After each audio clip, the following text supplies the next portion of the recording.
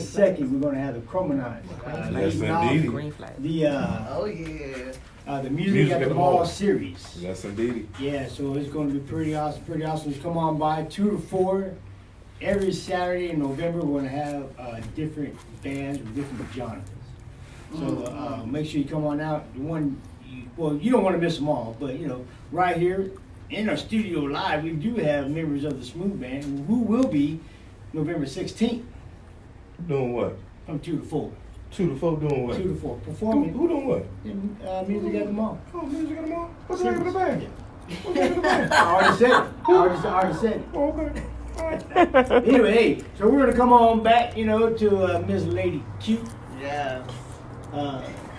Say it again, the Love counselor. counselor. Yeah. I keep wanting to say the love doctor, but I'll be saying it wrong. I get that too. Counselor. Yeah. Because I was always known as. Where we leave off? Was the love doctor was Martin. Oh, that's right. Yeah, but see, with me, I was always called the love doctor. No, Dr. Love. Dr. Love. Dr. Love. You know what? Well, we did touch on codependency, and we definitely touched on red flags, right? Mm-hmm. Right. Of violence or abuse. Right. But again, we also touched on something that was extremely important for healing, the green flags, right? Right. So, once you get out Recognizing. get out that funkiness, how do you recognize that this isn't like the other? Right. He's not like the others. We ain't got no She's money. not like the We ain't got others. no much time. All right. So no, I can give you some green flags to look at. Don't cut me off. I'm sorry. I love you. Like this much. I don't know you. I'm done. So for those out there, what else, again, since we do have to wrap up in a little bit, Mhm. are things that they definitely need to know as we are, rounding out the month. We're discussing codependency and the red flags and moving on from those, types That's of like the hardest thing relationships. for people to do. That's like the main question that I get. What do I do? It's gonna sound really weird, right? But do what the fakers pretend to do. So really fake it till you make it? No, that's not what I'm saying. Okay. Actually do. Thank you. Actually do what they're pretending to do. So these people, they mirror you. They pretend like they love themselves. If somebody's mirroring you, they're not mirroring bad qualities. Why would they do that? They mirror you because you possess good qualities that they don't have. Okay. So you have to know that and honor that, okay? And continue to be a good person. But now, only with discernment. So some of the green flags to look out for that will give you that discernment and let you know that this person is worthy of my energy and my time. I can be vulnerable with them. You can't be vulnerable with everybody, right? People who will support your personal growth. If you are telling them even the smallest thing, like, I need to lose weight or I want to eat better or, little things like that. If they're willing to go the extra mile and share information with you to help you to do that, or they stay with you and keep up with your progress, things like that. They'll let you know they're supporting you.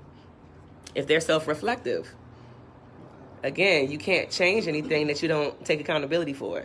So if they never understand in any situation that they're wrong, they're going to probably do it again.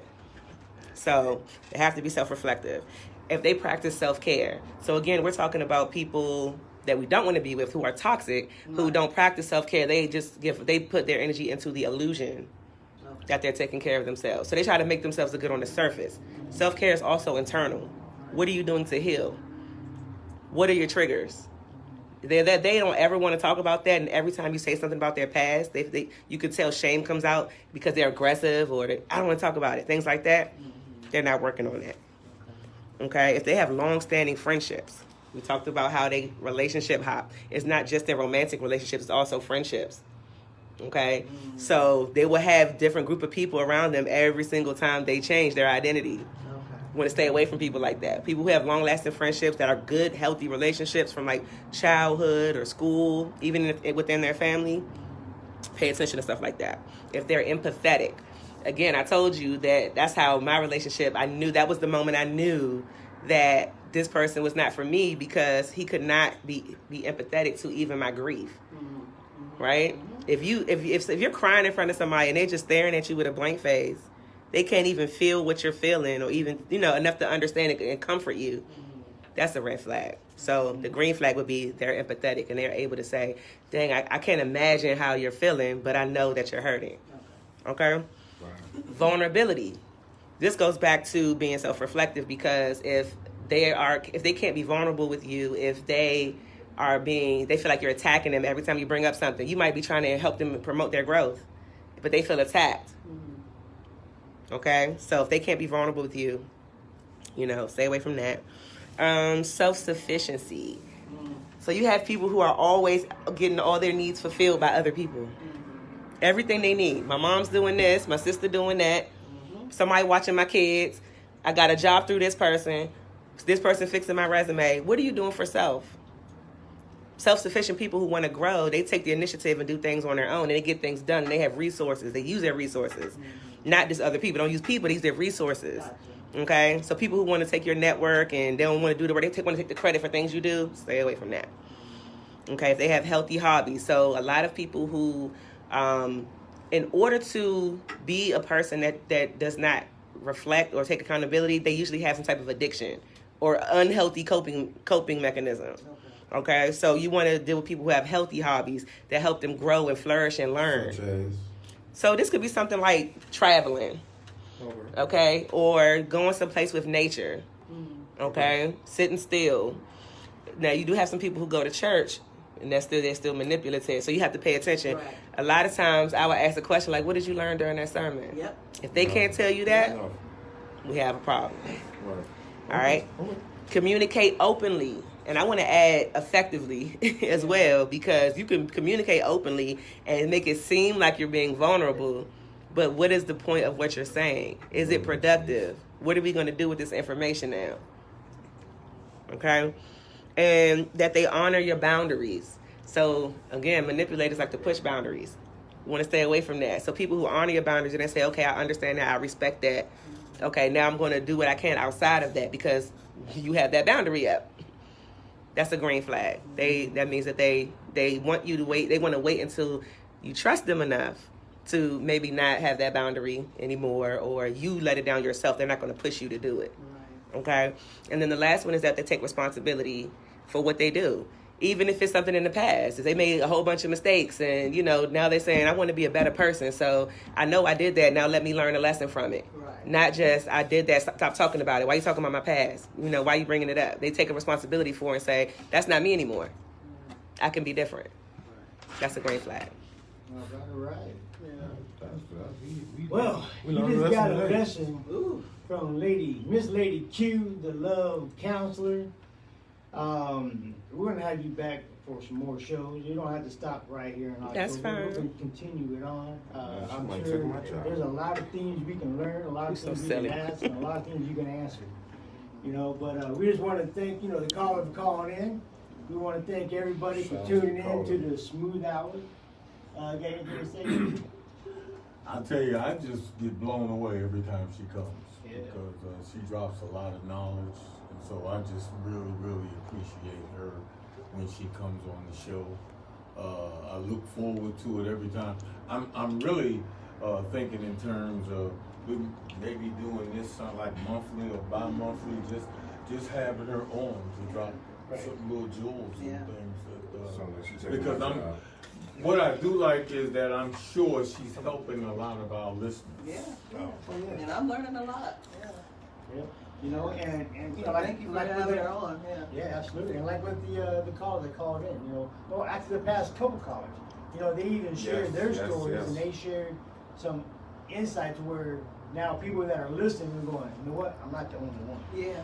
Yeah. And you know what? I want to say something about that too, because I'm actually speaking at a domestic violence event today at the Edgewood Art Center at 3:00. And Where's the location? it's on 8th Street. I got to get the address. Okay. You know the exact address? I know it's the Edgewood Art Center, so you can probably Google it or put it in maps.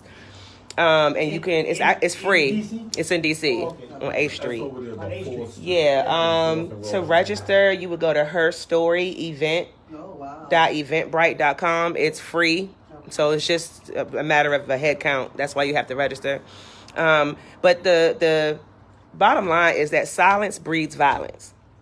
And it's a lot of people suffering in silence, and, you know, they don't know where to go. They don't think that they have any support. They really are stuck. I was one of them. So I know as much knowledge as I have now to share with other people, I'm only doing that because I know it needs to be done. You know, I didn't have anybody come to me and say, hey, and hold my hand and say, hey, this is what you're in. Let me get you out of it. I had to bring myself out of that. And it's really, really difficult to do. So I'm really grateful to have this platform to be able to come here. I appreciate you guys. Absolutely. And later on today, to be able to share my story along with 5 other ladies who had the same experience. Oh, nice. Yes. I mean, well, not the same exact experience, but, you know, but that dealt with domestic violence in whatever capacity.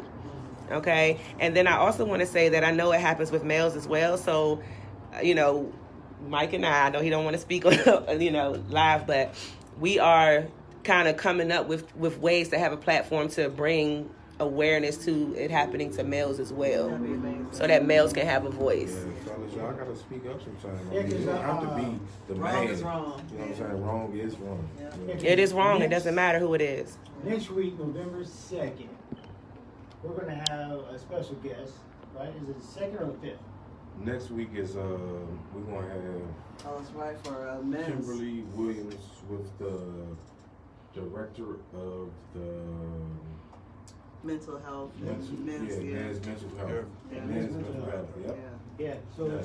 that's going to be enlightening as well, because, you know, Yeah. this is all mental as well, you know, so, Mhm. but seeing we're going to be going into November with this men's health awareness, you know, maybe we can Perfect. learn about ourselves, Yeah, fellas, we You need to speak out sometimes. It's y'all time. It's a lot of Like, things, for real, we need to speak and I'm a out woman sometimes. saying this. It's a lot of things that's geared toward women.